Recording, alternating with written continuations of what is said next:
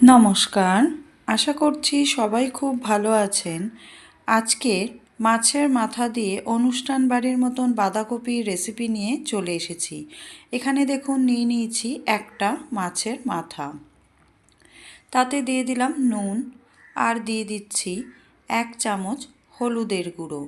নুন আর হলুদ দিয়ে মাছের মাথাটাকে খুব ভালো করে মাখিয়ে নেব, যাতে নুন আর হলুদ খুব ভালো করে মাছের মাথার মধ্যে ঢুকে যায়। ভালো করে নুন হলুদ মাখিয়ে 5 থেকে 10 মিনিটের জন্য রেস্টে রেখে দিলাম।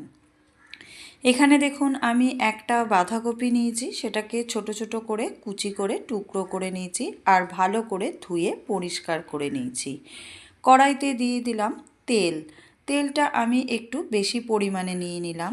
তেলটা ভালো করে গরম করে নিয়ে নুন হলুদ মাখিয়ে রাখা মাছের মাথাটাকে দিয়ে ব্রাউন করে ভেজে নেব। এক পিঠ দেখুন আমার মাছের মাথার ভালো করে ভাজা হয়ে গেছে, আর এক পিঠ উল্টে একইভাবে ভেজে নিচ্ছি। দু পিঠই দেখুন ব্রাউন করে ভাজা হয়ে গেছে। কড়াই থেকে মাছের মাথাটাকে তুলে রেখে দিচ্ছি একটা বাটিতে। সেই তেলের মধ্যেই ফোড়নে দিয়ে দিলাম 2টো শুকনো লঙ্কা, 2টো তেজপাতা আর কিছুটা গরম মশলা। এখানে আমি গোটা গরম মশলা ব্যবহার করেছি।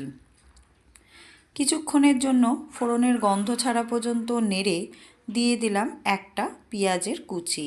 এখানে আমি একটা মিডিয়াম সাইজের পেঁয়াজ নিয়েছিলাম, সেটাকে সরু সরু করে কুচিয়ে নিয়েছি। সেটাকে হালকা ব্রাউন করে ভেজে নেব। ভেজে নেওয়া পর্যন্ত নাড়াচাড়া করে নিয়েছি। দেখুন ব্রাউন হয়ে গেছে। এখানে দিয়ে দিচ্ছি 2টো মিডিয়াম সাইজের টমেটো।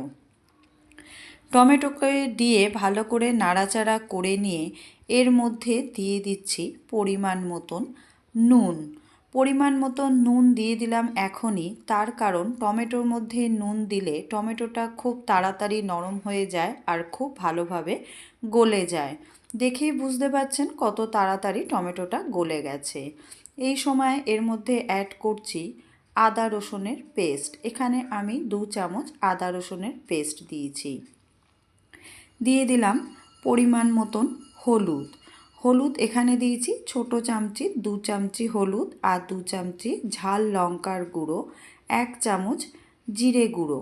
সব মশলা দিয়ে খুব ভালো করে মশলাটাকে কষিয়ে নেব যতক্ষণ না মশলা থেকে তেল ছেড়ে আসছে।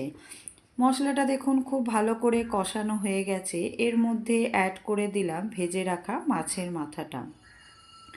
মাছের মাথাটাকে দিয়ে ভালো করে ভেঙে নেব, যাতে খুব ভালো করে বাঁধাকপির মধ্যে মাছের মাথাটা মিশে যায়।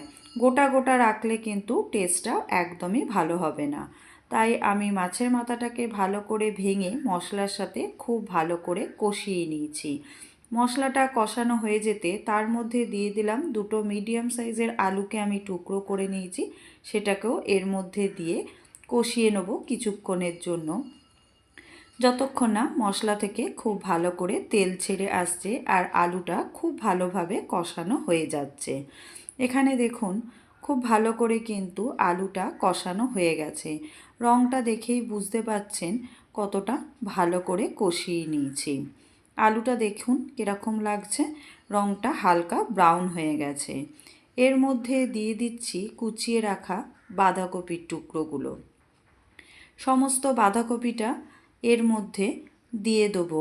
আর এই সময় তার সাথে দেব কড়াইশুঁটি। কড়াইশুঁটিগুলোকে ছাড়িয়ে নিয়ে ভালো করে ধুয়ে পরিষ্কার করে আমি রেখে দিয়েছিলাম।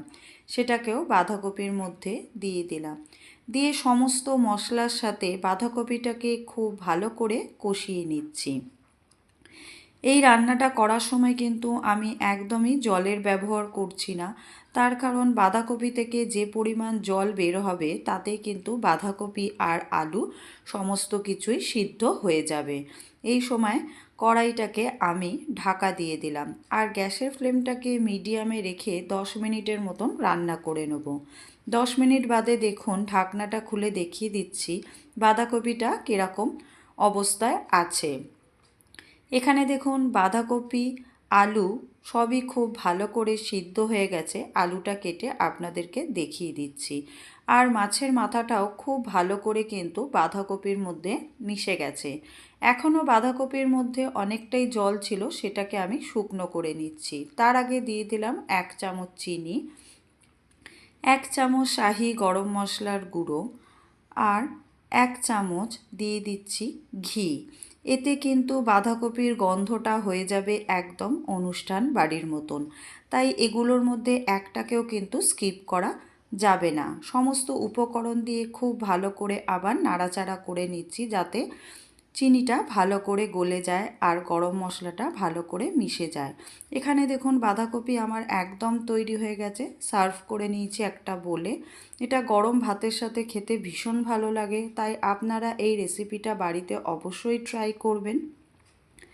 রেসিপিটা যদি আমার ভালো লাগে লাইক করবেন, শেয়ার করবেন, কমেন্ট করে আমাকে জানাবেন আজকের রেসিপি কেমন হয়েছে।